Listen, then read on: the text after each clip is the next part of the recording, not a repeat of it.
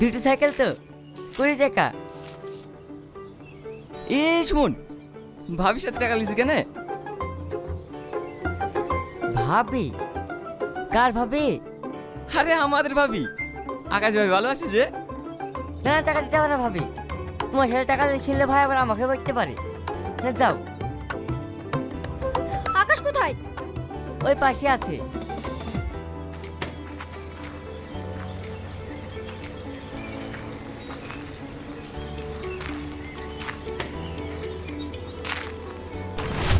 আমি কি তোমাকে ভালোবাসি? না। তাহলে ওরা সবাই আমাকে ভাবি বলছে কেন? ভাবে বলছে শোনাই। হ্যাঁ ভাই, ভাবির সাথে টাকা লিনি। এসব ভণ্ডামি করে কারো মন যেতে চায় না। পারলে মানুষের মতো মানুষ হয়ে দেখাও।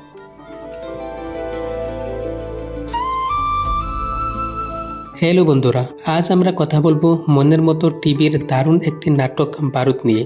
এই পর্বে গল্পের মধ্যে এমন কিছু ঘটনা ঘটেছে যা সত্যিই দারুণ। চলুন সহজ ভাষায় পুরো ভিডিওটি জেনে নেওয়া যাক আর দেখবো পরবর্তী পর্বে কি হতে পারে আর কবে আসতে পারে। বন্ধুরা, এই পর্বে আমরা দেখেছি আকাশ ও তার বন্ধুরা মিলে এলাকার একটি ঘাট নিজের নিয়ন্ত্রণে নিয়ে নেয়। তারা সারাদিন পরিশ্রম করে ভালো টাকা আয় করতে শুরু করে।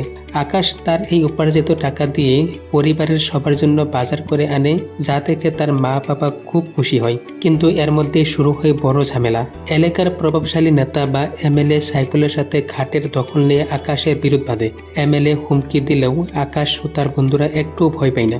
আর নাটকের একদম শেষের দিকে এক চরম বিপদ ও উত্তেজনার পরিস্থিতি তৈরি হয়। বন্ধুরা, তাহলে এবার প্রশ্ন হলো পরবর্তী পর্বে কি ঘটতে পারে? বন্ধুরা, আমার ধারণা অনুযায়ী পরবর্তী পর্বে আমরা এই তিনটি বস্তু দেখতে পারি। প্রথমত, ক্ষমতাশীল এমএলএ সাইফুলের সাথে আকাশদের সরাসরি বড় কোনো লড়াই বা সংঘর্ষ হতে পারে। দ্বিতীয় নম্বরে, এই বিপদের দিনে রূপা কি আকাশের পাশে এসে দাঁড়াবে? আর রূপা কি সত্যি আকাশকে ভালোবাসবে?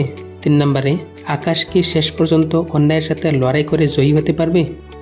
বন্ধুরা, চলো এখন দেখে নেই পরবর্তী পর্ব কবে আসতে পারে। আপনাদের মধ্যে যারা এই নাটকের পরবর্তী পর্ব দেখার জন্য অপেক্ষা করছেন তাদের জানিয়ে রেখে, এই নাটকের পরবর্তী পর্ব আমরা সামনের মাসের 2 তারিখের মধ্যে দেখতে পারবো। সঠিক তারিখের জন্য আপনারা মনের মতো টিভি চ্যানেলের কমিউনিটি ট্যাবটি দেখতে পারেন। বন্ধুরা, আজকের এই পর্বটি আপনাদের কেমন লেগেছে তা কমেন্ট করে আমাদের জানান। ভিডিওটি ভালো লাগলে লাইক ও শেয়ার করতে ভুলবেন না। এমন আরও সুন্দর নাটকের খবর পেতে আমাদের চ্যানেলের সাথেই থাকুন। দেখা হবে পরের ভিডিওতে। ততক্ষণ ভালো থাকুন, সুস্থ থাকুন। ধন্যবাদ।